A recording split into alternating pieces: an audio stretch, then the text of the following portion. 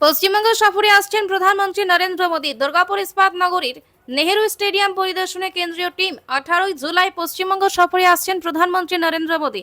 18 জুলাই এই রাজ্যে সভা করার কথা। দুর্গাপুরে নেহেরু স্টেডিয়াম পরিদর্শন সতীশ ধণ্ড, বিজেপি রাজ্য সাধারণ সম্পাদক জগন্নাথ চট্টোপাধ্যায়।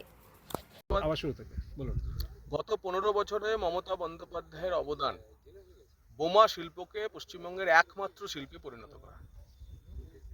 এর আগে আমরা কালীগঞ্জে দেখলাম তামান্নার মৃত্যু হলো তৃণমূলের উদ্দাম উল্লাসের বিজয় উৎসব থেকে।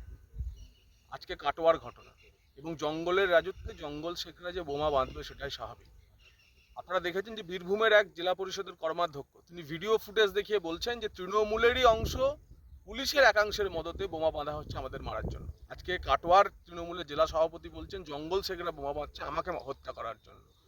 যার ফলে পশ্চিমবঙ্গে মমতা বন্দ্যোপাধ্যায়ের 15 বছরের অবদান একমাত্র বোমা শিল্প এবং এই জঙ্গলরাজের অবসানের জন্য ভারতীয় জনতা পার্টি তো বটেই, পশ্চিমবঙ্গের মানুষ মনস্থ করে ফেলেছে তারা 26-এ পশ্চিমবঙ্গের এই পাপকে বিদায় করবে।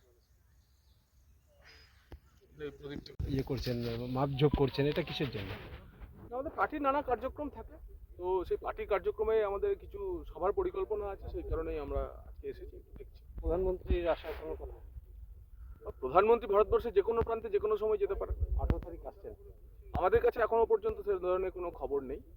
যদি প্রধানমন্ত্রী আসছেন এমন খবর আমাদের কাছে এসে পৌঁছায় আপনাদের নিশ্চিতভাবে জানিয়ে দেবো। এখানে সভা হওয়ার সম্ভাবনা থাকতে পারে। আমরা কোনো একটা বড় কার্যক্রম দুর্গাপুরে নেবো এরকম পরিকল্পনা হয়েছে, পার্টির প্রোগ্রাম হবে, সেই কারণে আজকে আমরা এখানে এসেছি। ঠিক আছে।